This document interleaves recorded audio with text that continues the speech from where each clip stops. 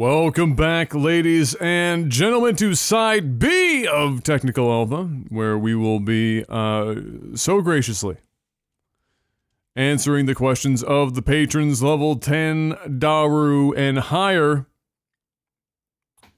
Holy shit. We've had a development. We've had a development, guys. Our patron went through the roof. Somebody went in big. Oh no. I just updated the end screen today. I finally did it. Wrecked. I finally did it and he's getting me wrecked. Oh shit. Oh. Big thank you, Mr. Miyagi, man. He's trying to get us to that 5K hype, boys. We need everybody to rally. We need everybody to rally behind Miyagi right now and open up your hearts and wallets. Oh my to the Technical goodness. Alpha Patreon. Sweet Lord. Damn. Well, there you go. Well, he gets in on that, didn't we change? I can't remember. I need to, I gotta figure out what I'm mailing him again now. Yeah, yeah. I actually think I think I packed this thing the other day. Oh, right, well, we'll figure I'll look at it again. No worries, man. I'll take care of it. I'll take care of you. We will figure it out. Yeah, so ladies and gentlemen, we are going to be in on that tech support. Here as always, I'm pulling it up here myself. I also did the noises, and we did some Techno Goose ones. I gotta say, one of them was pretty epic. Oh yeah, they're pretty well done. Not gonna lie, they turned out real well. You know what I've been doing for all my. For those that don't know, anybody that is, I think it's what, $50 or higher on Patreon, they can tell me to hit them up with that noise. I believe it's 50 and higher. I have forgot to do it today. I've been whatever. I've been doing no, it's more like Adam's fault production, like production levels. I've been adding background music, sound effects, audio effects, everything. Like it isn't just me going the whole shebang. full blown top noise. To bottom. Like the shit is a straight play up some ringtone. of them next week. Like next week we should just play some of them just before the break. Actually, Adam, do you have that one? Yo, you have them in your Dropbox? Maybe still. If you do, play the duck. The duck one. One sec. Yeah, and while you're doing that, I will look up. Let me see here. I gotta get to the post. Let me see. I don't see why not, Duke. Where is the? Oh, there it is. I can't remember which was it. Jextrix's. Yeah, that was let me see here. I'm listening real quick. Let me hear it. Yeah. Yep. It was Jetrix. Okay. Jetrix, who is a mega supporter. Oh, absolutely. Straight up a god. He is a god. But yeah. All right, here we go. Mr. MaximusBlack hit me up with the sound of Disco Duck and Techno Goose having a drunk sing-off.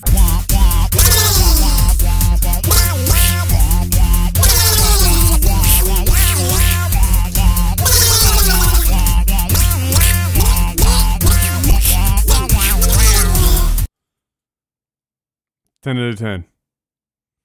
Yes. 10 out of 10. There you go. Yes. So full production value. You are getting your dollar's worth. You were getting. I didn't get to hear any of that, so I had to like listen to the stream. But yeah. Yes. Yeah. Yeah. I don't really have any way of sending that back through right now. I just listened to the stream time. So. But yeah. So there you go. I'll have to remember to put that in on the podcast when I'm editing this later. Yeah, do that. And but yeah, for those that do want their own noise, I mean, you can ask for the most ridiculous things, and I'll try my best. To make those noises for you. So it isn't just me slapping it on and taking 20 seconds. Like I put some time and thought into them. Oh yeah. Try and make it worth your contribution to the show. It's not just a one-off. No. It's not just a one-off. So what do we got for quality? We got 19 this week. That's a good solid showing. So Panic, you want to start? All right. We're going to go with the first one because I looked at this one and I'm like, that's the show right here. This is from our good buddy Mozart. I'm going to go with Mozart Godzilla this time around because I really just don't know how to say her last name. So you're Mozart Godzilla, sir. What your question is, what is the shit that you did as a kid that earned you the harshest punishment from your parents? Dude, I've been punished so many times. Yeah, you've been wrecked. I mean, I could sit here for the whole fucking hour talking about my Usually, like, as minorities ourselves, the minority parents are like, you get the smacking or whatever. It's not just like, no, you go sit in your room for like 3 hours. No, that's like if you have to go sit in your room for 3 hours, you're like, oh, yeah. I literally, and this isn't even the harshest punishment, but I literally got whooped. Like, my dad fucking belted me on my bare ass. Like, no joke. Like, straight up, like what you see in the movies. He straight up fucking bare ass whipped my ass with a belt. I shit you not. Sorry, Dad. I had to call you out on it. I call Child Protective Services. Rip Miles. But my parents. Yeah, no, like I straight up got a fucking ass whooping one day. Like, no joke. Like, black parents don't fuck around. My dad felt really bad about it. Like, afterwards, like he was like, he was. I mean, he didn't like. He didn't enjoy doing it. It wasn't like fucking 12 years a slave. But I mean, he tanned my ass with a belt. He literally tanned my ass with a belt, and that wasn't even the worst. Like, that was like the worst physical punishment I've gotten from my dad. What did you do to earn that, though? What did I do for that one? I don't even remember. Honest to God, I don't remember. I just know my dad. So like I had a really weird upbringing. Like, my dad was the person that did all the discipline, like all the disciplining. Like, he was the guy. He was the enforcer. My mom was the one that I would go to, and she would either hide the things that she thought my dad would get mad at me for, or she would be my safe haven. Like, if I had a big problem, I could go to my mom, and mom would understand, and she wouldn't judge me. My dad was very, like, it was almost like, and I'm not gonna sit here and bash my dad. I love my dad. My dad's amazing. But my dad, like, my parents had me at a young age, and so there is no book to be a parent. You just kind of go with it. And my parents have always had a rocky marriage, like, always. So my dad would be in and out of the house. So, you know, when I moved on Adam Street, my parents were together. It was definitely rocky before that, but it was almost like a fresh house, a fresh new start. And we've had so many of these fresh new starts and things. So there would be times where my dad he was always around, but he didn't like always live there all the time. It was like he lived there. There was always a bed for him to stay in, but sometimes he just wouldn't be around. And so it was always the thing where Dad would come home and everybody would be on edge because we didn't know what kind of mood he would be in or anything like that. And it was one of those things where the smallest of things would fucking set my dad off. Like, just straight up set him off. And, I mean, that's why I just don't know why I got in trouble. Usually, could have been anything. Usually it was something like my dad was, and I'm so happy my dad was hard on me. Like, with my sister, she never got grounded, ever. Like, it was almost like my parents learned from me. Like, I took the brunt of them becoming parents. And then you were the first child. Yeah, and then it was a 180 with my sister. And I always used to get mad at my dad because no matter what my sister did, it was always like, it's okay, sweetie. It's okay, sweetie. And if it was me, it'd be like, get the fuck upstairs. I'm going to deal with you when I see you, right? And it would be like me walking on eggshells. But I'm so happy my dad was like that because it really molded me. It put the fear of my father in me, which I think every child should have. Not to the point where you feel like you're going to get beat or anything like that. And it wasn't like that. There was that one particular time where I did get the belt, but I was never, beaten or abused, anything like that, or even really verbally abused in my household. Until you kind of develop your own moral sense. That's your deterrent. Yeah, it was more for me. It was more of like I was afraid of my father, and it was more so of disappointing him. I don't know why, but I've always been the type of guy that I always looked up to my dad. You know, my dad, I get my work ethic from my father, and like he's a strong guy, and I understand a lot of the things that he went through and gave up. But it was like I always wanted to be like my dad. I always wanted to have his approval, and no matter what I did, I always felt like I was falling short. So for me, it wasn't really about me scared that he'd be mad at me. It's more of like I've disappointed him again. It was like, you know, Jeff, when are you gonna get this fucking right? You know, it'd be the smallest things. Like Dad would go, Jeff, go grab me the mic of the vice grips in the tackle or toolbox or whatever, right? And I'd go to the toolbox and I couldn't find them, and I would start to almost have anxiety because I know if I go over to him and tell him like, Dad, I can't see it, and if he has to get up and he's gonna go to downstairs and then he's gonna immediately find it in the box, and I'm gonna look like a fucking idiot, right? And he's gonna be like, it's right there, like open your fucking eyes, man, like take your time, and that's it. Man, I'd get so nervous around him that I would make mistakes just because I was overthinking everything.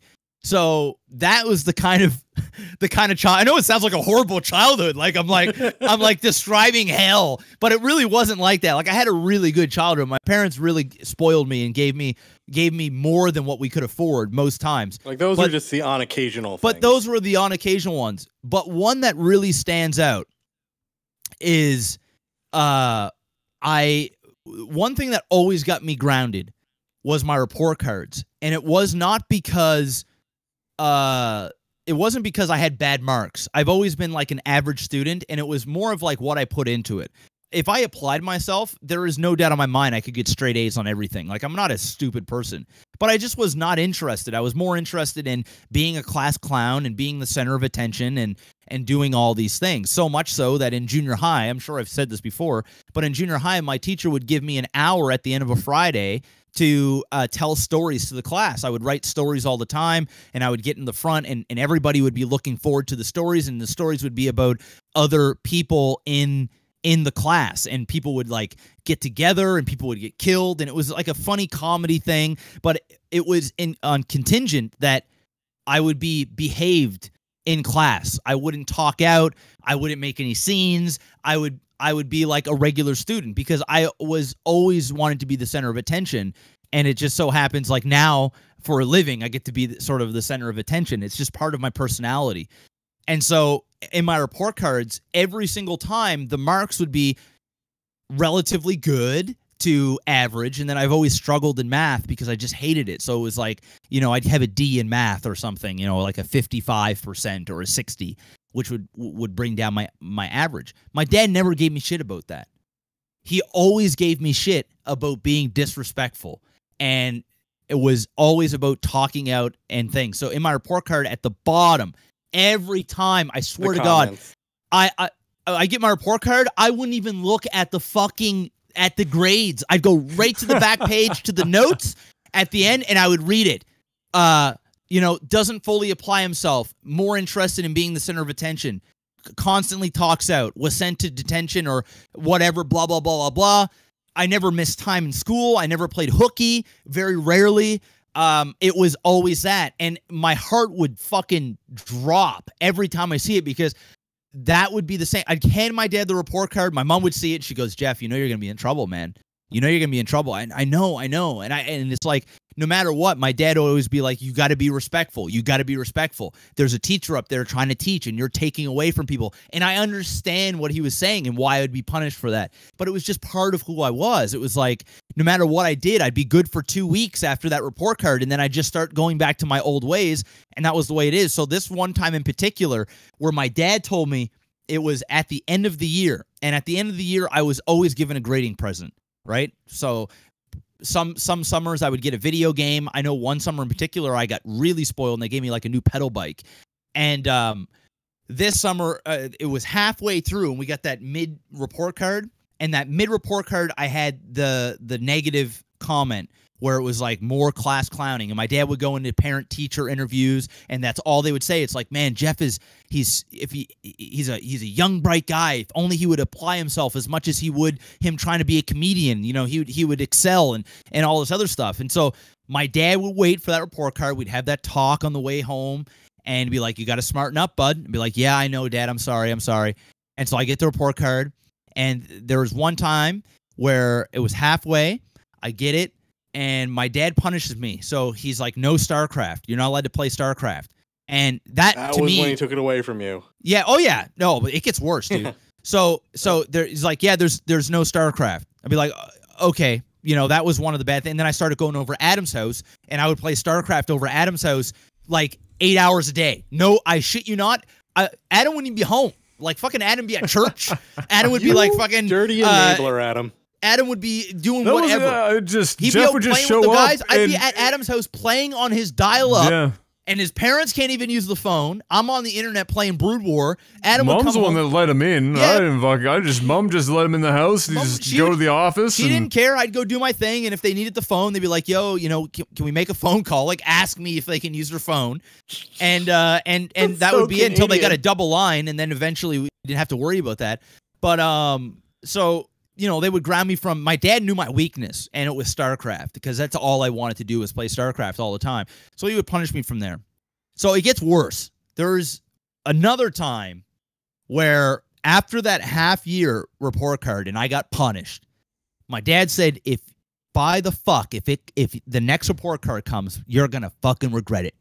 And I knew it. And there was one time in particular, I had a fallout with my teacher, and I knew at that point, like, it don't matter. Like, it's almost like the teacher knew. And my dad would tell my teachers, like, listen, if Jeff is acting up in class again, I want you to tell me about it.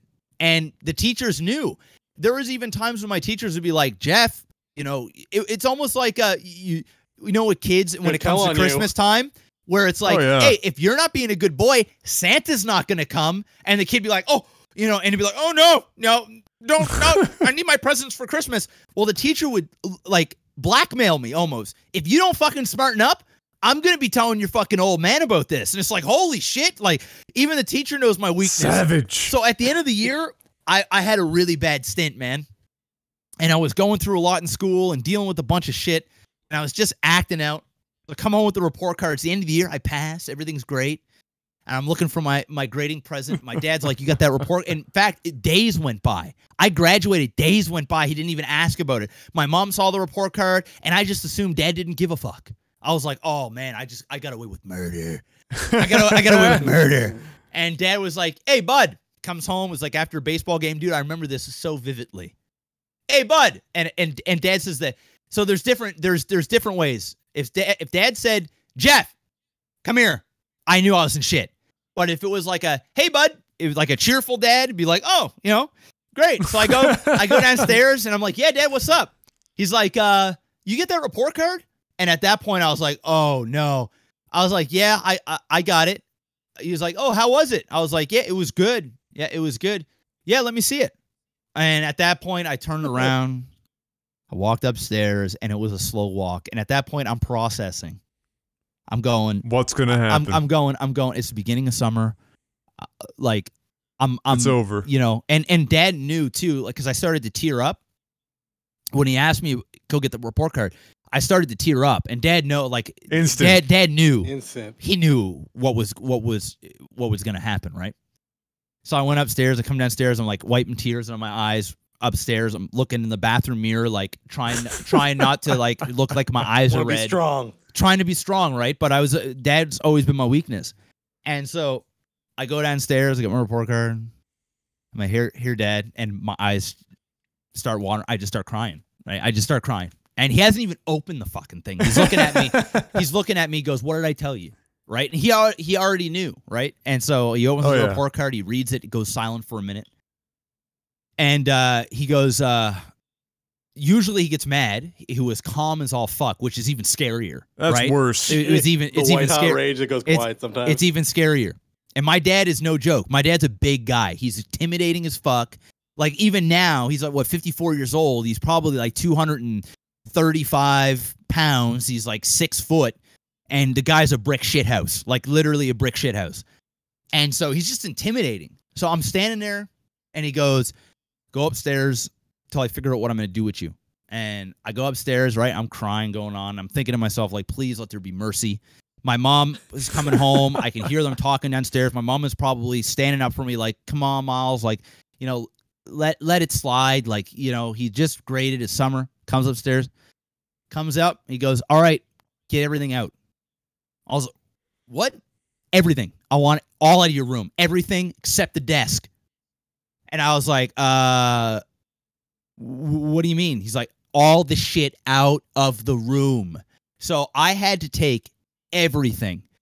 My video games, I had this big like ghetto blaster. That was gone. My speakers, my toys, fucking everything. I mean, everything. All I had was my bed, a school desk, and a fucking closet with clothes in it. That was the show. I mean, everything was out.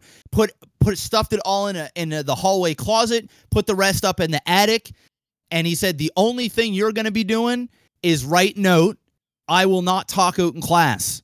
And I sat there, and at the time, I had a little tiny desk. It was just like a one little seater, like you would actually see in elementary school. Yeah, and on a piece of paper, 4 pages, I wrote, I will not talk out in class. I will not talk out in class. And I wrote and wrote and wrote. And after I was done, he said, you're punished for a month. It was a month with nothing. Literally nothing. Savage. I had a curfew. There was no video games. I wasn't allowed to have friends over. No sleepovers. Nothing. It was a month. And the worst part about it was he didn't even tell me how long it was. He just said, you're punished. And I asked, for how long? And he said, until I see it, basically until I say. A month went by of nothing but a desk in my bed. Nothing. Just fuck. That was by far. What did you do with yourself? I was allowed to go outside until a certain time, and I would sneak over to friends' houses and shit, and I would, play video games there and stuff. But it was like straight up punishment. It was an entire month of being grounded, and it was like the most hardcore punishment that I've ever had, like ever. And of course, it got to the point where I started to get older, and so Dad couldn't really punish me the way he used to. Like, I was becoming a young guy, like a young man, being 14, 15 years old. You can't really have to evolve. Exactly. So, and then it would turn into losing StarCraft or, things like that. If I wanted money to go play golf with Adam, Adam would get like a membership and I would just pay per whatever per round.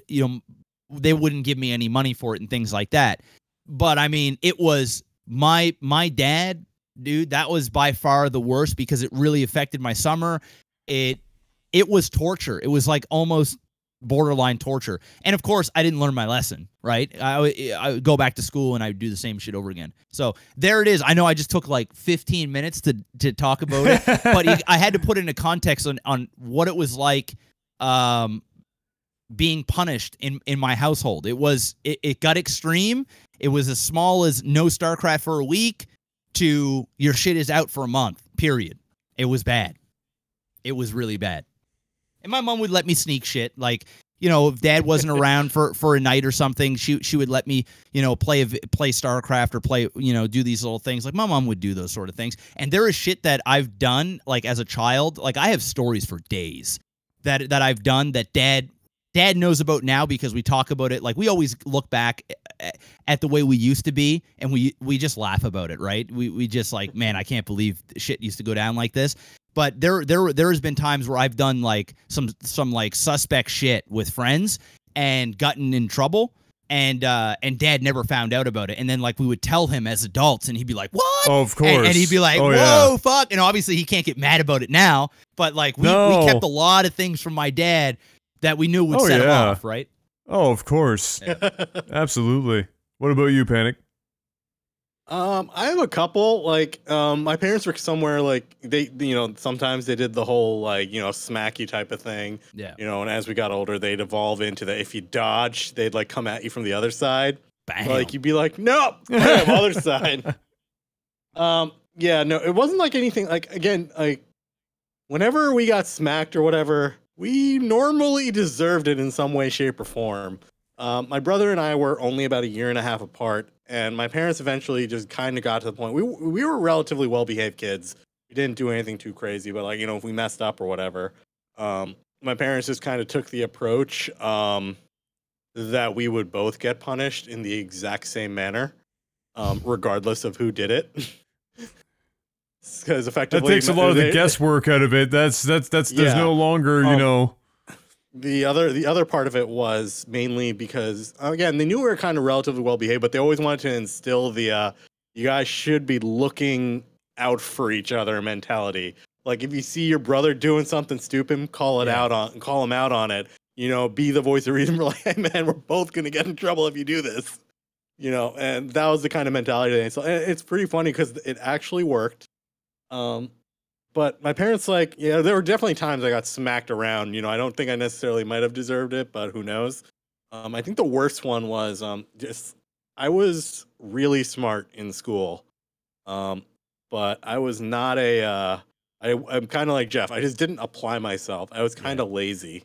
And part of it was like school wasn't a challenge, which is why I just got bored. I wouldn't like act out or anything, but it was a lot of stuff like I wouldn't do my homework for whatever reason, like history class. But, you know, test time rolls around, I'd be getting like hundreds in like math and credit. The teacher would just be like, he never does the homework, stuff like that. So that was kind of my mentality. But in third grade, I remember this very vividly. We had to do book reports. And now for all of you youngins who listen to this podcast, computers and home computers were not around and not everyone had them. And, you know, even though we had one at home, our teacher, especially in like third, fourth grade, had a rule. You handwrite the entire thing. Double spaced, 5 pages, book report. And I was a huge Sonic fan. So they had those like Sonic books. I would read them and I would write my book report on them. Wrote one in particular, handwritten, super proud of it. And mind you, it takes a long time to handwrite 5 pages in cursive when you're in third grade. I misspelled hedgehog on the first sentence. HEDEGHOG.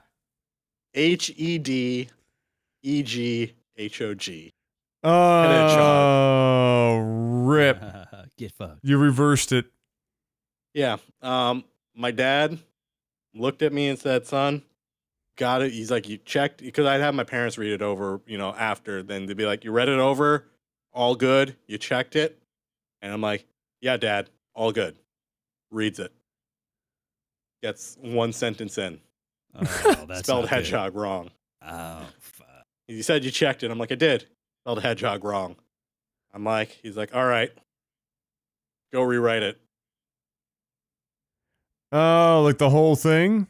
I go back to my room. You didn't hear of like an eraser? I erase it, rewrite it, and go back to him. He's like, no, I meant go rewrite the entire thing. Oh, what the fuck? And he so he goes over, sits me down, hands me blank loose leaf paper, and puts the other one next to it. He's like, copy it over again. Oh, dude, that is savage. That is such like, I miss. Yeah. I go. I rewrite the entire thing. This time he goes and reads it again. I misspelled hedgehog again, not at the beginning, but somewhere later in the thing. He's just like, again. I'm like, what? He's like, you have to check it. If you told me you check it, I'm reading it. It's got to be checked. Like, you can't be making mistakes like that. You can't be handing it in with like, you know, basic mistakes like that, you know? And he's just like, rewrite it again. I'm like, can't I just write it with you? He's like, no, until you learn your lesson, do it again. I think that's a pretty good lesson. I think that's like a. What do you mean it's a good lesson? I messed up one more time on it. I did it that one more time. I still messed up. I spelled something else wrong, right? And then he's just like, he caught it again. He's like, go rewrite the entire thing. I did it. I rewrote that thing 3 times, and then finally. He's just like, I'm gonna clue you in on this, son. You wouldn't have to rewrite this if you sat down and reread your entire thing, maybe once, or read it backwards, and then just use your eraser and fix it. right? If you just had paid attention to the details, you know, you'd be all right here. Like, I'm not trying to do this to be mean, but trying to get the point that if you just spend the time doing this and you apply yourself and you think about it and you don't just like rush to do it, and, you know, and you do it well, then you won't have to rewrite it again. You know, you won't, it won't get sent back to you. You won't, he's like, and that was the lesson he was trying to convey. And guess what? You know what? I learned how to run spell check real well and actually read my, and I joke about it, but it's part of the reason I'm actually a better writer nowadays. I'm pretty, you know, I don't make too many mistakes. You know, getting I remember that lesson. Yeah, being punished and like it makes you a better person. Like, as long as it's not like an abusive type thing. Like, some people get it harder than others, and it's usually on how your parents were brought up as well. Obviously, that's where they get their parenting from and what they know. But so much like from my discipline has molded me to who I am today. And it wasn't like and again, like once he was done with that, that was it. I wasn't grounded or anything for making a mistake. He was just like, he effectively was trying to convey to me, like, 1, value your time by like paying attention to what you're doing. 2, don't waste someone else's time by saying you checked it when you might not have actually checked it as thoroughly as you should have. Yeah. You know, you were rushing to get it done. Exactly, you're rushing. And he'd like, and he'd always like tell me the story of like the 2 guys, like, you know, the 2 guys looking for a job, you know, the boss guy who's like looking to decide. He asks them both the same question. They both run off. And then he starts asking the first guy, you know, he asks the first guy, he's like, oh, what was some detail on this? The guy's like, oh, hold on, I have to go check again. And he runs off again and comes back.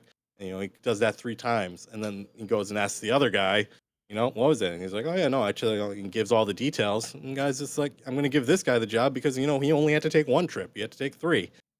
You know, stuff like that was like my parents' style. Like, you know, teach the lesson in a way that's like applicable to the crime.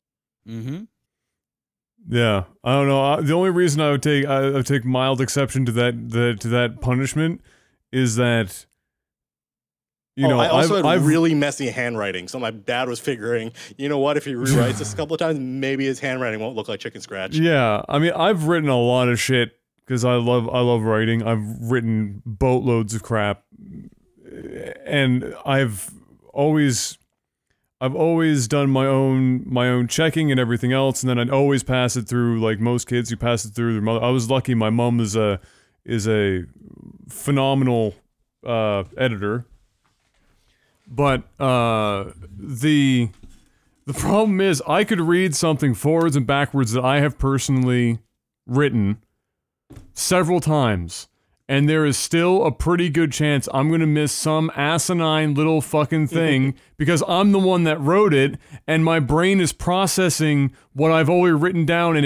it knows what I was getting at, and so I will miss entire things that I've like with my reviews. I read my reviews like 5-6 times over, and I still manage to fucking miss something somewhere, and it'll be like a dumb little thing, and you just don't miss it, you just miss it, and it's kind of like there's a reason why writers have editors to catch all of the shit that they have. It's because when you're proofing your own stuff, it's very difficult to catch absolutely everything. I do appreciate the lesson he was going for, though. Like, the attention to detail is absolutely. And he also told me, like, 100%. He's just like, he's like, you didn't have to come to me immediately after you finished it just to try to get it done. He's like, you could have waited. You could have looked at it a little bit later. You could have read it. He's literally just giving me straight. He's like, you could have read it backwards. He's like, these are the things I do. I'll read it backwards to make sure I look. And he just started going through like a list of things.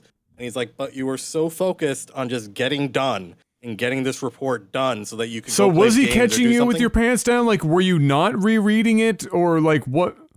Because I'm missing that part. Did you really just write it and then be like, here, and then write it again, and then here, and then write it again? That's definitely something I would have done. Like StarCraft. I was probably doing something in between where like I was excited to be doing something, like, you know, I was thinking like, oh, once I'm done with this, I can go play games, or I can do, you know, whatever. So I'd read it and I'd reread it, but I wouldn't necessarily have given it the attention that I should have that first time. You know, I'll be like, oh, you know what? I just finished rewriting this. I focused, you know, it was fine, but I didn't actually go and check if there was a, you know, if there was an issue with it. You know, you know, by the time I had finished writing it, my mind had already, you know, gone off the task. I'm like, all right, I'm done. I can go do something else, instead of being like, all right, did I actually do this properly? Did I spell hedgehog properly everywhere, which is like the main point of this piece? You will never spell hedgehog improperly ever again. I have not spelled hedgehog wrong ever since. Like, I'll type it on the phone and I'll still be like, no, I have to get this right.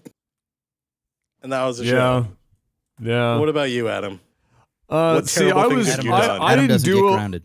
Well, no, I got grounded a lot, but I don't believe Nova for... parents are real from the stories I've heard. I don't believe they exist.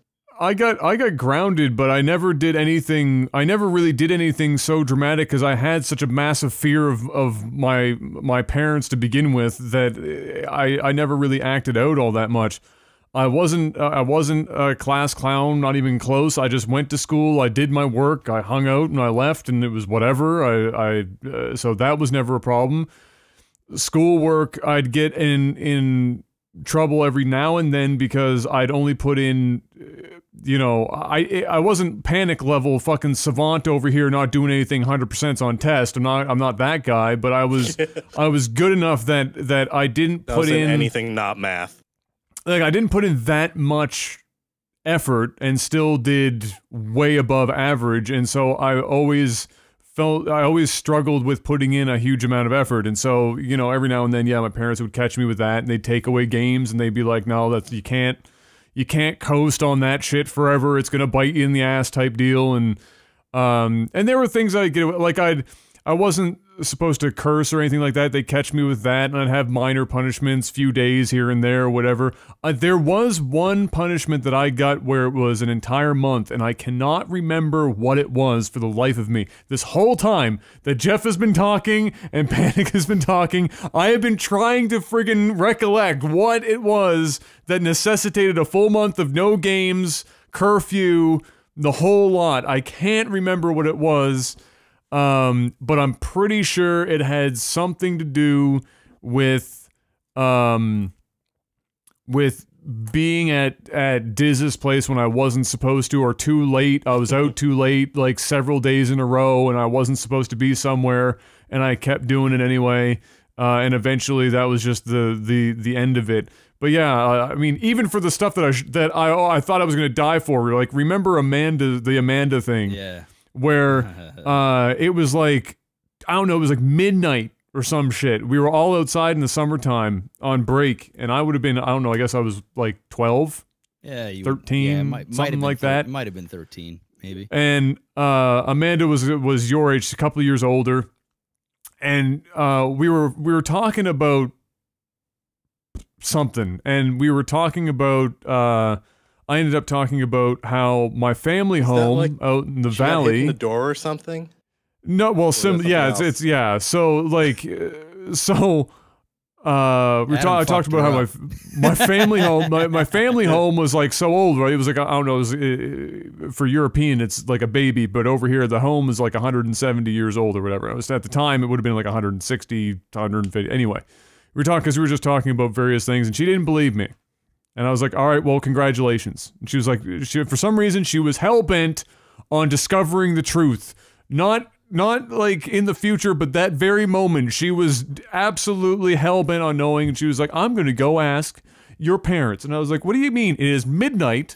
My dad is going to get up in 5 hours to go to work. You are not going to go grab them out of bed to answer this asinine question. What are you talking about? And she was like, no. So she just starts fucking tearing off down the street. And I was like, you can't be serious. I'm going to catch fire for letting this even happen. So she's running off down the street, and she does. She gets all the way up to the fucking door. And I'm like, don't do it. Don't you damn well fucking ring that doorbell. And Amanda was such a, she was a tomboy and just out there and just fucking, yeah, I know what you're saying. So she rings the doorbell. And I'm just pissed now because I'm like, I'm gonna catch this. You fucked up, and I just fucking I pulled her down away from the door, and she fell down. And for whatever reason, my instinct, I should have gone into MMA or some shit. My instinct was to knee her in the face. Straight and everybody went. I grabbed the back of her head and I fucking gave her just And I've You're a terrible person. No, the thing is Adam was never like no Adam violent, no nothing. Dude, Adam was like fucking Travis tried to fight Adam and fucking punched him in the face. And Adam was like, "I'm gonna be the bigger man and walk away, walk." That was the line. Yeah, that's what he said. I'm gonna, because we're all like, "Oh, that fuck. happened after, like Travis's thing happened later, but still, yeah, that was the idea. They're like, "Oh fuck, they're gonna fight," and Travis fucking punches him in the face and does some stupid karate shit and gets into a fight stance, and we're going, "Oh fuck, it's going down," and Adam just goes, "I'm gonna be the bigger man and walk away." And then he waits, a second. And waits and said, walk. And he turns around and he walks away. It was funny too because Diz's mom, I'll never forget this. She's out there fucking trying to get it going. She's like, she's trying to get it going. So like, we were talking. So how this whole thing's happened? I know we just totally went off on a totally different tangent, but what happened was we were all standing up and again, this was I might have been. If I wasn't 13 with the Amanda thing, I was 13 at this time. I don't remember what it was. And we were talking about, because, you know, it's the things that you talk about. Who's the toughest on the street? Yeah. It's what you do when you're kids. Who's the toughest? And somebody ranked it like Jeff, and then Adam, and then Travis. And Travis took exception to being below me. And I didn't give a fuck. I was like, whatever. And Diz was like, nah, bro, I'm totally up. And I was like, all right, Travis, sure, good enough. And he was getting huffy, and I asked him, I said, what are you gonna do, punch me? Yeah. And he fucking goes and like straight punches me in the face. And I'll be straight with you, at the time, even though we were both kids, it really didn't fucking faze me all that much, so I said, all right, that's cool. And his fucking mom comes out. Like, yeah, I'm good. No, so Travis runs. Travis realizes the weight of what's just happened. He is unloaded on me, and I didn't fucking move. Yeah. And Travis bolts goes to his mom. House and runs to his mom. His mom sees this because she did nothing but, like, whatever. She's watching us. So anyway, she sees him running. She runs downstairs. She runs downstairs and locks the door before he can get to the house. Goes up to the window and goes like, to the window Travis, go there! Fight him! It was one of those windows where you do this shit. Yeah. And she's like, she fuck gets the window open. She pokes right at you. Travis, you get out there and you fucking fight him. You fucking do. You fight him now. We're standing on the street going, what the fuck? And at that point, even Adam's going, what the fuck? So Travis goes back up. Travis runs back up, and he goes into he literally goes into a fighting stance. He does like this. He does like that, like he's watching too many action movies, right? And Adam is standing there going, I'm dumbfounded. I don't know what I'm looking at him. Travis's fucking crazy drunk mother's in the window going, fucking fight him, Travis! Fucking fight him! We don't take that! Fight him! Right? And I don't know why. She's always had it out for Adam too, right? So, and then, yeah, she did. And then Adam goes, I'm gonna be the bigger man and walk away. Walk away. Walk. And he just fucking walks away. He just walks. And we're all going, what the fuck? And Travis's retarded mom's going, fucking get him, Travis! Get him! And I can tell worse. Travis didn't even really want to fight. Like, he was just... Nobody wanted to do everything. It was so stupid, dude. It was so crazy. The whole time. So on all fronts. One, I was really confused as to what I was witnessing.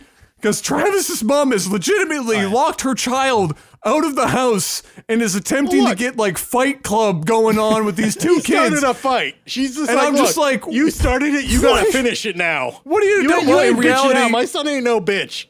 In reality, Travis's mom just had it out for me. She just really didn't like me all that much. Sure, yeah. But it was whatever. And in my head, I didn't give a fuck about fighting Travis. I'd already taken a full-on, unchecked punch in the face. And it was whatever. The problem was, in my head, I thought, if I fight Travis right now, regardless of outcome, my ass your is dad's fucking gonna kill you.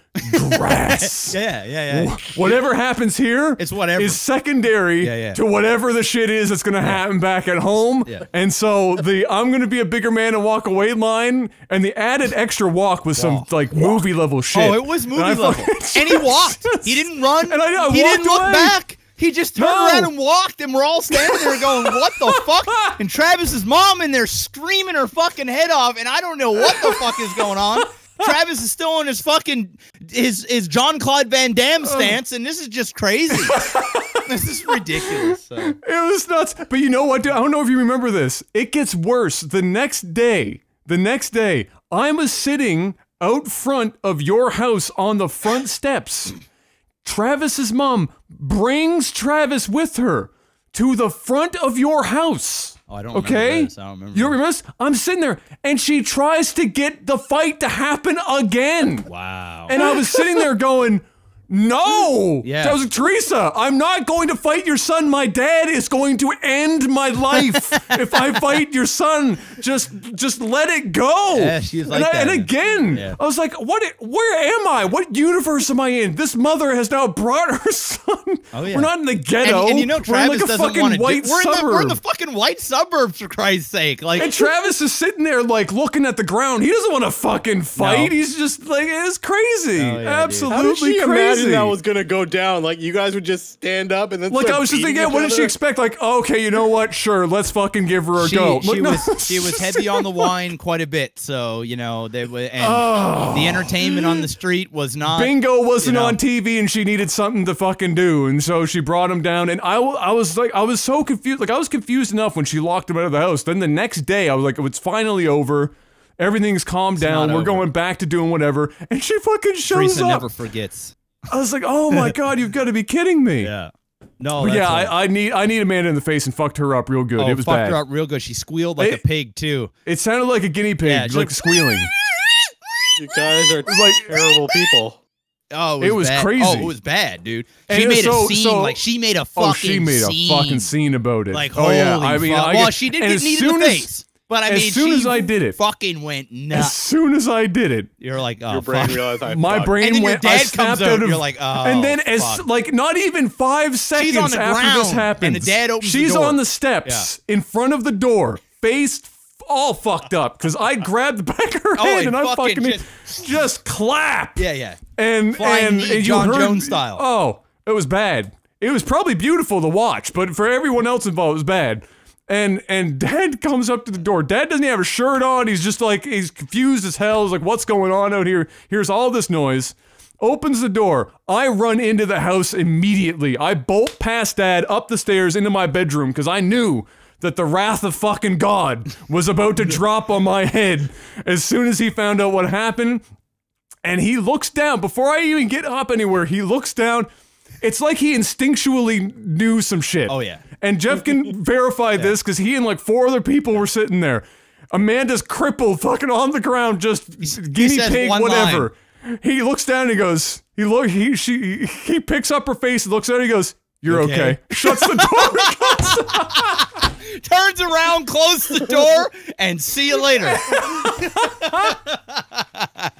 I was already upstairs. I was in my bedroom. I was in my bedroom crying because I was like, my life is over. I just need a woman. I just need a girl in the face. My dad is going to break me and then burn me alive. And then just, it's bad. He comes in. He said, "What?" He said, "What happened?" I explained it. He said, "You know what? You're probably going to have to go down and apologize tomorrow, but don't worry about it. I understand. It's okay." And I was everybody kind of knew how she was anyway, right? Yeah, she's like, exactly. She's kind of off her rockers. Like, she's like borderline ADHD. Like, she's just very. You almost need like Ritalin to calm her down. She's just fucking loud and obnoxious, but she was a good person. Like, she's a good person, but it's just she was a kid and just crazy. It was a bizarre night for sure. It was so a lot of crazy shit went down on that. I thought I killed her with the noise coming out of her. I thought I had killed somebody. Oh yeah, we all thought you did. Because I was a big kid. Like I was so much bigger than everyone else, and I never hit anyone because my mom drilled that into me. It's like if I sneezed in Mom's general direction, she would overact. She would oversell it. She'd be like, "Oh, you just crippled me," so that I would not do that even play fight with our kids because I was literally 3 times the size of everyone else. And so when I full blown well trained, need her, I was like, "Oh, game over." Well, you got pressed into a corner like you didn't know what to do, so you just fucking kneed her in the face, man. I mean, what else would you do? Just knee a bitch in the face. Situation, knee to the head. I'm gonna fucking Chris Brown you right here, right now. You're done. PewDiePie dropped an N-bomb. I need her in the face. Heat of the moment. Heat of the moment. The abort mission button is a knee to the head. Oh, it was so I remember that so vividly. Oh, it was crazy. But yeah, so I didn't, like I said, I had a month of punishment. I can't remember what it was for, but, I mean, it was something stupid, obviously. If I got away with that, then it had to have been something sort of crazy. But I was white bread as fuck. I was a good kid. I didn't fucking do anything. And if I did, I didn't get caught. So that was like the two kind of scenarios. Yeah, like Adam breaking the rules is like eating one too many cookies, you know? It was like there was no if you want drama, you come over to my house and there's plenty of drama there for enough for, you know, three households. All I knew is that I was terrified of Dad. Dad killed me. He never raised his voice. He never yelled, he never cursed, he never anything. And I knew exactly when he was pissed off, and the moment I didn't want to see it. Because I got my ass tanned a few times. It was either Dad's hand, which was about, you know, the width of my body, or it was Mom with a wooden spoon, and both of those things sucked. Yep. Equally. Mom was the flip-flop. The flip-flop. Yeah, the classic. The flip-flop. And sometimes she'd just throw it from across the room, and you dodge it, but she knew the dodge was coming, so, like, as the one was about to hit you, she'd throw the other one to, like, where you were going to be. And that's how she'd get you. Oh, she basically like micro Jew. She predicted your movements and clipped you up. Yeah, she knew. She's like, oh, he's gonna dodge this way, boom, and the next one's right there. You're like, damn it. Oh, but yeah, so that was savage. Man, that was. I'm just remembering all that shit's just so stupid. The Travis thing just killed me. That was. Oh, there's amazing. There's too many. So stories. many moments. There's way too many. All right, let's hit the next question, man. Yeah, what do we got here? Let's see. All right, here I found one earlier here. And where is it? Oh, Avram or Avram, depending on who you're talking to. $30 lifetime, $10 current. Thank you. Bless. What 3 songs were overplayed and you were happy they aren't being played on the radio, YouTube, everywhere else anymore? Blurred fucking lines. Oh shit! Yeah. Yeah, that really was. Hey there, Delilah. Oh fuck yeah. Ultimate for me. Yeah, that's. Yeah, I'm on. That got heinous for a while. Like that was every 3rd song for an entire summer, to the point where people like that was when you were working the Dollarama, and every time you'd be in there, that song was on every 5 minutes, on repeat, and it was brutal. What do you call it? She Will Be Loved by Maroon 5 was overplayed.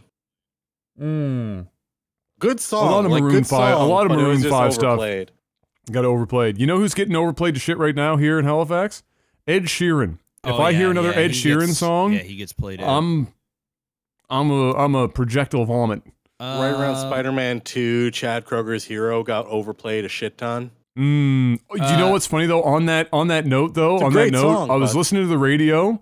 And somebody sent in a tweet and said, do you guys play anything other than Ed Sheeran? Like, they straight called him out on it. And the radio host was like, just for saying that, here's some Ed Sheeran, and played some more Ed Sheeran. Of course. I was like, oh, savage. They played that Wake Me Up song.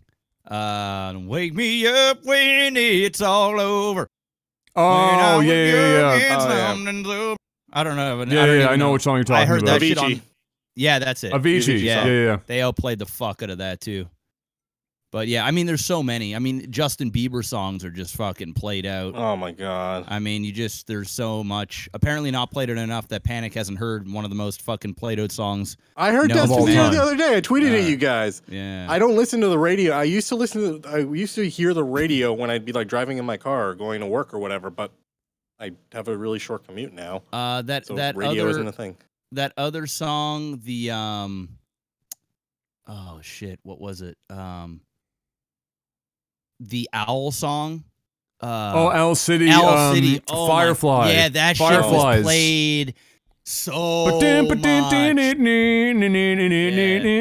that was played out too.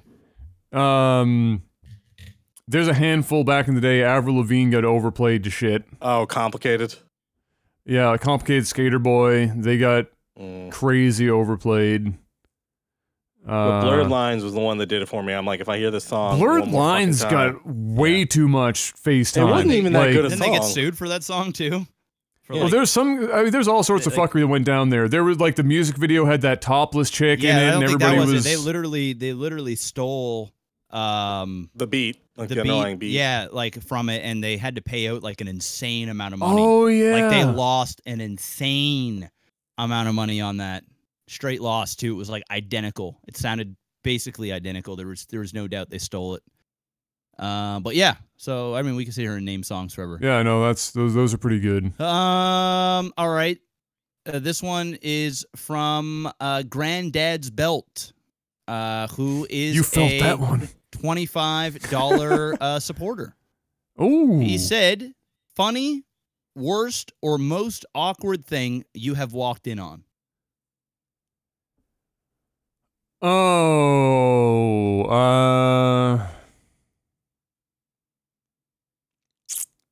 I mean, I've straight up walked in on my parents having sex.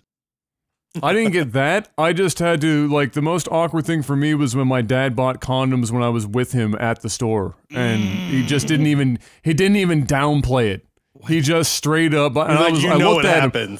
I remember looking at him and I was like, are you serious right now? Like, you couldn't find a, like 15? Really? And your parents still using condoms? The fuck? I guess. Damn. I don't know, but Dad, I don't know if Dad was maybe just trying to like low-key set an example or some shit, which was, but all I remember is looking at him going, Dad, you know what? I appreciate what you're doing here, but no, don't do that. But no, could you maybe just play this one a little safer? I walked in on my parents having sex. I was young, and at the time I didn't know what it was, but now that I'm older, I know exactly what it was. Fuck, I was living on Spencer, so I would say I was maybe 11, 10 or 11 years old. I remember waking up in the morning, and I was hungry, and both of my parents were off that weekend, and so I just went into my mom's room, like, thinking nothing. I mean, you're super young, you have no idea. Yeah. So I walk in, and I didn't see anything, but they were under the covers, and there was, like, you know, straight up like fucking shit's moving. Getting real. Oh my god, yeah, like my dad was beating it up and I was standing there. I stood there for about 15 seconds, right? Trying to figure out what the hell was going on. Yeah, I didn't know what was going on. I didn't know if my parents were fighting or what was going on. I had no idea. And I said, "Mom," right? And my mom instantly stops. My mom on top. Yeah. And she was a cover over. She goes, "Oh, Jeff," and then she rolls over, right? And I still remember this. And she was like, "What is it?" I'm like, "I'm hungry." She's like, "Oh yeah, I'm food. I'll be out soon." And I was like, "Okay." And I just turned around and went back to my room, and that was the show. I had no idea what happened, but now that when I'm old, I go, man, they were fucking for sure. Oh, of course. Yeah, they were fucking. So that was definitely. But at the time, it wasn't awkward for me, but it still isn't now. It was funny to look back at, but yeah, that's probably the most awkward position I would have been put in, even though I wasn't awkward because I didn't know what was going on. At the time, yeah. At the time, yeah. Now thinking about it, it's like, yeah. But yeah, no, that was cool. What about you, Panic? I don't have too many that I've walked in on. Can't say a couple because various reasons. I can tell you those offline. I think I have. Actually, no. I was working the tech bench, so I didn't walk in on this. This one walked up to me. Dude shows up with his laptop, and he's like, "Yo, man, it's not working. Like, you know, it's kind of like freezing up and not working so well." I'm like, "All right, take a look." Yeah, he pops the laptop down in front of me, and I lift the edge. Screen is frozen on porn. And I look down at the keyboard, and I'm like, "Yeah, bro, I'm not gonna touch this." I just turn it around, and he looks down, and he just goes white as a sheet, and he's just like takes the laptop and walks away. Yeah. There was one other thing I can think of when I was in the Cub Scouts, and we were on one of you know, when you're in the Scouts or whatever, when you hit a certain age, you go on, like, you know, camping trips or whatever once you're old enough and your parents don't care that you're out in the middle of, like, buttfuck nowhere with 50 other people. And this was... It was in the winter time that we took this trip. And we were out in cabins, and I can't remember where it was, but it was supposed to be, like, this haunted location, whatever. That's all I can think of it. And... So there's a ton of us in this one room, all sleeping in sleeping bags, and it's freezing freaking cold and whatever else. And one of them somewhere in the room was just stealth fucking giving her a go. And it was the most awkward, because there's like 50 friggin' people in the room, and they didn't give a shit. They were just giving her a fucking quick polish before bed. And I was like, you have got to be kidding me right now. Come on. Sometimes you got to get it in. It's just I got damn. One more. All right, what is it? This was so a couple years after college, my friends from college were still there, like people I had roomed with. They were there for another year or two doing like masters and whatever. So I went up to crash with them in our old house, and you know, people were out drinking, all this other stuff, and we had a couple people over. I was sleeping on the couch, and the girl who was living next door fancied my one of my roommates at the time. So now I'm sleeping on the couch, and this is not like a full-on room. This was like renoed, where they took a giant living room and they put kind of like a wall and a partition in to make another bedroom, so they can rent it to another person. So I'm literally sleeping on the couch right up against this guy's wall, and I'm just hearing them going at it. Right?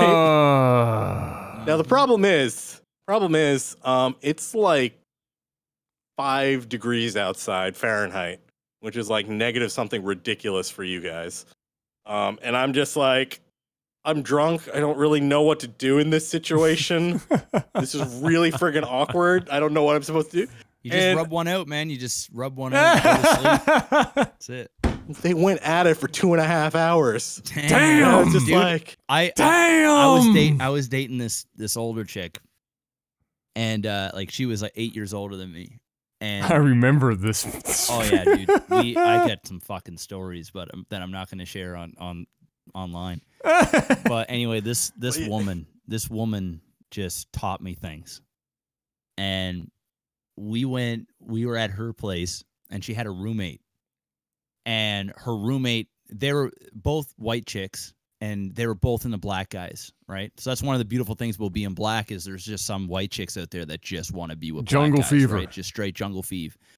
And so this chick, she had jungle fever, right? So we've already been like, you know, sleeping together for a while, and it became such a thing where her roommate would bring.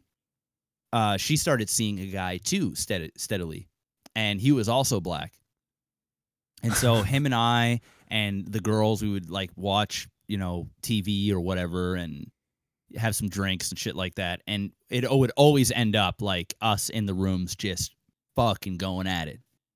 So pretty much like every night that we were there, like the both of us, the two guys, we would have a competition on who can make the girl like scream and yell and bang and go crazy. And the thing is, the girls had no idea. Like they had no clue.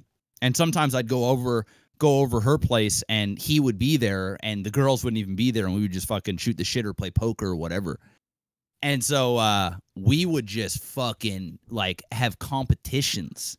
And you would hear on, and their rooms are right beside each other, just like a fucking apartment building. And all you would hear is like boom, boom, oh! And you would hear like you'd hear some That's weird shit. What I was hearing. You would hear you would hear some weird shit. I remember one time I was fucking like, I was Like your dick gets so hard that like you grow an extra half inch. You swear to fuck, it's like bigger than it normally is. Well, I was in that those state. Good days. Oh, this was a better than good day, right? And I was fucking like I was a machine, and I was like I was a champion. Like I was railing, and she wasn't doing nothing, and I was fucking mad. I was like I started turning into hate sex. And so I was getting mad, right? And on the other side of the wall, I'm like, and he's like just banging and shit. I'm going, what the fuck? And next thing you know, and I'm sitting here having sex, like I'm got my game face on, like, right? I got my game face on, and she doing shit. And in fact, she's kind of like fucking, she's out of it because I realize all we're doing is listening to these fuckers on the other end. And I can't. I'm like trying to stay super focused, and I'm trying not to laugh, and I'm at the same time I'm angry because he's winning, and she's like she's all upset because she can't focus. She's one of those focusers, so she can't focus because all she can hear. She's like I just I can't. I'm just and I'm like and I was like mad. So I lost that session. I was the one making noise. I lost that session.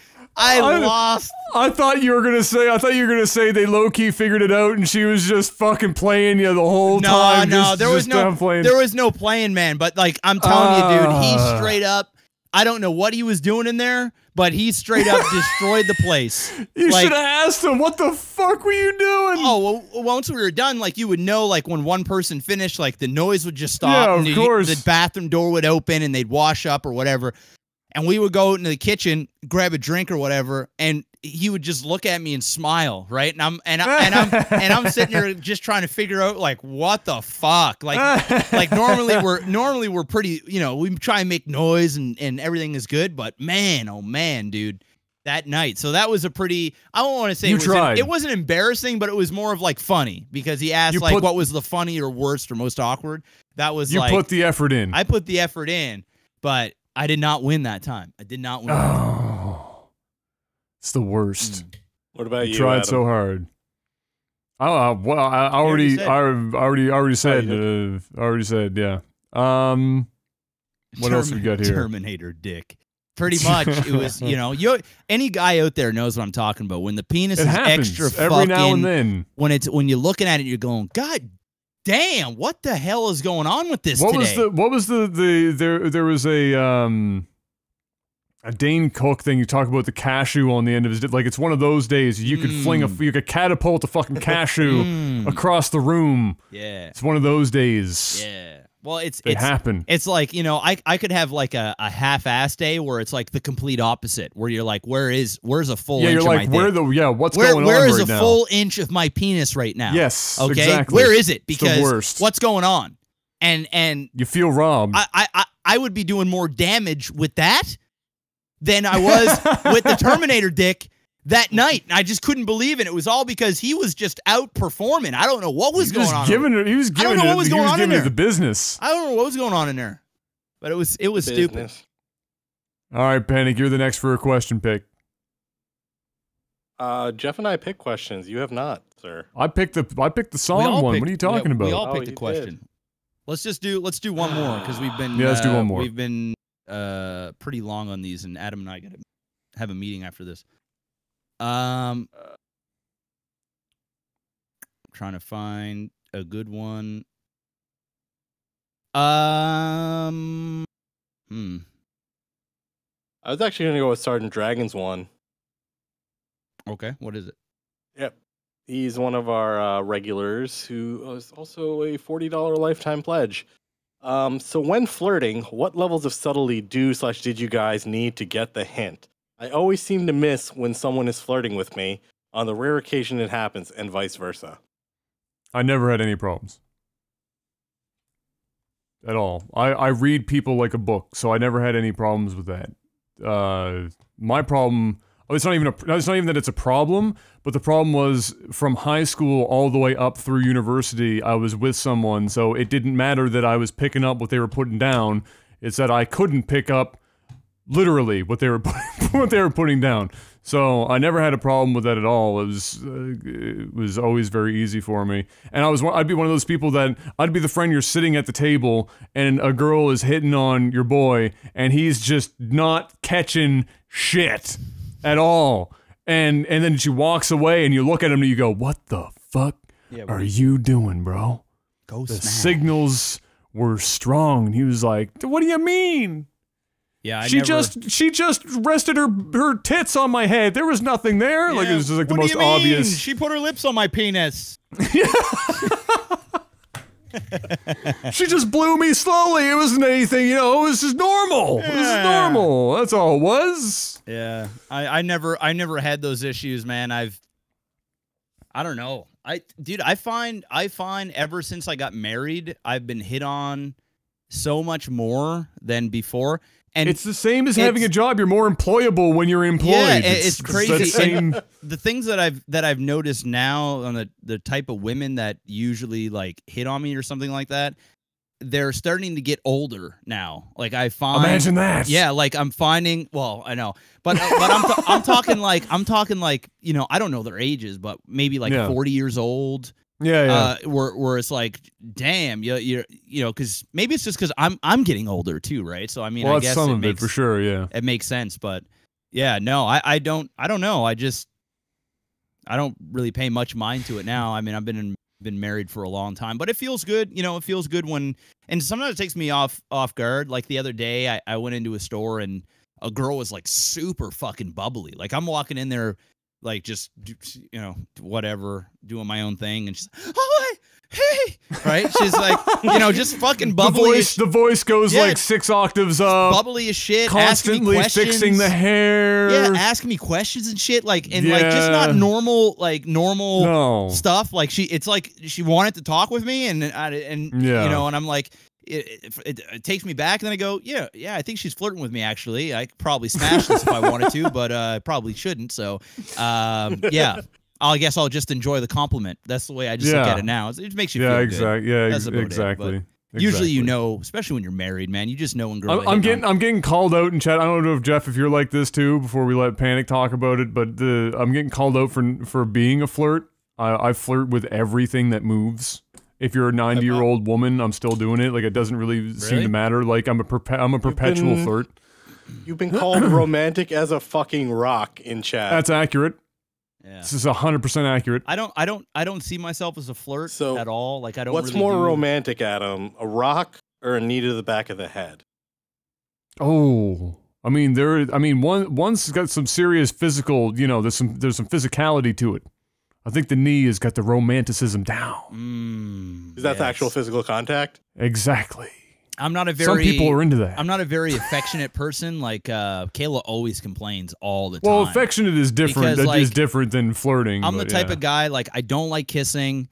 It has to be. It's like got to be like a. Like even when Kayla's like, "Yo, give me a kiss," I usually just give her my cheek. Like I don't know what it is. Like a lot of it is like in my face. I don't like people in my face. I'm just weird like that. I don't really show a whole lot of affection. So like when I do show affection, like say if like the wife and I, like I'll hold her hand when we're out in public and things like to put my arm around her or something. But like for me to like go and give my wife a kiss like randomly, spontaneously, she's probably soaked and trying to figure out what the hell is going on because it'd be such a rare. Yeah. It's such a rare occurrence that I don't really, I'm just not like that. I have to be in a very specific mindset and not like even like a I want to have sex mindset, because even when I'm sexing, I'm not like a fucking 40 minutes of foreplay and got the music on and some fucking light kisses and all that shit. It's just like, you know what? You suck, I suck, let's fuck. That's pretty much the show. So I'm not. So for me, it's I'm not really. I guess I flirt my own ways, but it's not really a flirty in a normal way type. I don't know. It's kind of weird. I'm usually like I give you the look, like or whatever. It's not like for me. I'm not hard. I'm not hard. I mean, maybe. I don't know. Like I say a flirt, but maybe it's just because I've been labeled a flirt. I'm just trying to be fucking nice with people. I don't see that. I don't see you as a like flirt. you've been with me. Like I'm just being like it's almost like you've been called an asshole so long that you just call yourself an asshole. Oh well, yeah, Panic. I was just I couldn't resist. We were flirting so but hard. I've just been called a flirt for so long that I've just kind of taken it on for myself. I don't I'm just get trying that to vibe. I'm just being a nice dude. Just being a gentleman. Like I'm the same way when I talk to people, like even just random women or whatever. Like if I'm out at the store, like I say thank you or hold the door or hey, I appreciate that or whatever. There's no underlining motive. It's just when I'm out in public, I'm usually just like a nice mannered person, and then when I'm in the comfort of my own home, I have a very, very closed demeanor. Like a lot of people, I feel like when I'm on stream and I'm animated and shit, and then when I get off stream, I'm like off. Like dead, I'm dead. I'm dead in the eyes. I'll go upstairs, I'll sit on the couch, and Kayla's like, "Are you okay?" I'm like, "Yeah, I'm fine." Like, I'm the same. I'm exactly the same. I wake up in the morning, out of my system. They're like, "What the what the fuck is wrong with you?" Yeah. And I'm like, nothing. Like this is how I walk around. I have a resting bitch face. Yeah. I feel like if I tried to flirt, I would fail fucking miserably. So whatever it is that I'm just doing naturally, I guess I should just stick with whatever the fuck that is. Because if somebody said go flirt with this girl, it'd be terrible. Yeah. Absolutely a gong show. 110%. I'd be like, bag of hammers. I like your dress. I like your dress. Like for me, it would just be going up to a girl at the bar and just be like, "Can I get you a drink?" Or whatever. Hey, like they you want some fuck? You want fuck? No. Okay. No, I'm good. Thank you. No, thank you though.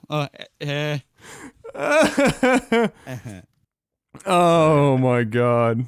All right, what about you, Panic? We just went on a tangent there, but what about you?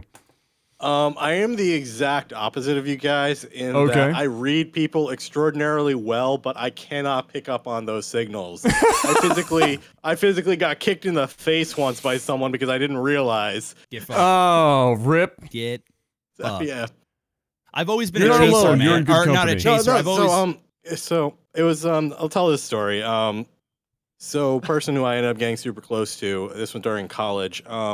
My roommates at the time also interested in her, and she was interested in me. I was also a lot thinner and a lot more athletic at the time. So my roommate, in his infinite wisdom, said, "How do I level this playing field?"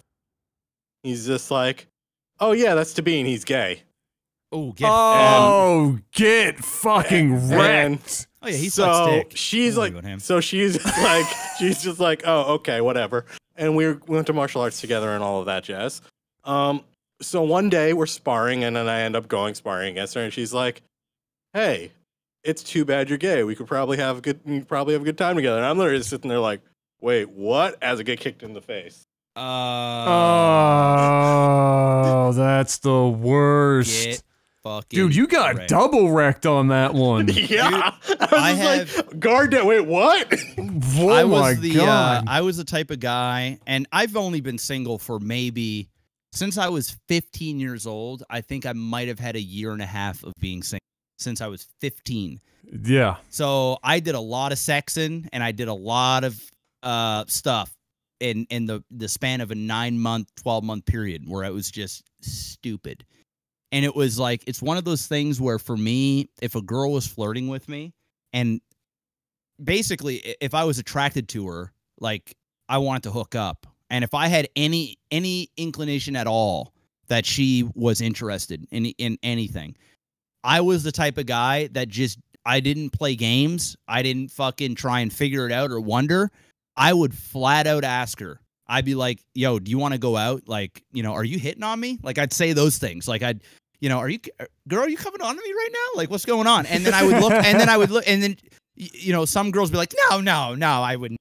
And then some girl, and then a lot of the time, some girls would say, well, maybe I am, or I don't know, I thought you were hitting on me. I'd be like, well, maybe I was. And then at that point, you would know if that was the case or not, and either you'd be sexing that night, or a couple of nights later, or move on to the next one. That's basically how I did it. Like if I was interested in a woman, and I thought for a second, even if she even hated me, like if I when she was around me, her arms were crossed or whatever, I would jokingly go, "Hey, you want to fuck?" Like, I would just say something. I would say something like that. And like, sometimes, what do you have to lose? And sometimes it would work. Like, and then other times, like, dude, fuck no. Like, you know, hell no, dude. I wouldn't touch you with a 10-foot pole. I've had all kinds of random answers. You know, and then one time in particular, there was one girl, she was a friend of mine, and we would go downtown, and she knew I was always on the prowl. Like, whenever we were in a taxi cab, me and my buddy would be like, "Oh yeah, dude, I'm going for an Asian tonight. I'm smashing one. Like, it's on, right?" She'd be in the car in the cab getting ready to go down with us, and she'd hear how I was, right? She just knew. So she would never. I wouldn't even bother because she was like one of the friends, like just one of the friends. And one night in particular, we were down at the club, and we were both sitting there, and she would occasionally hook up with dudes and go back and things like that. And her friends would kind of give her the okay with this dude or whatever the case may be. We were sitting at the bar one time, and we were both kind of like just having a bad night. And I literally just asked her, I was like, "Do you want to just leave?" And you know, I didn't really. I wasn't as like forward where I was like, "You want to have sex?" Didn't pull the one some fuck? No. But she knew exactly what I was talking about because we were both not getting any. And I was like, "Hey, do you want to just go back together? Seems like we're both having a rough night." And she was like, "Yeah, fuck it." And went back. It was like you did. It was like one of those. It was one of those things. So for me, it was like.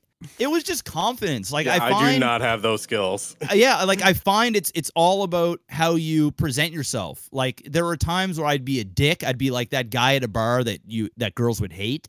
But for the most part, I was just the guy that was straightforward. And you know what? A lot of women like that shit. Like they just like a confident guy, and they love that you're interested in them.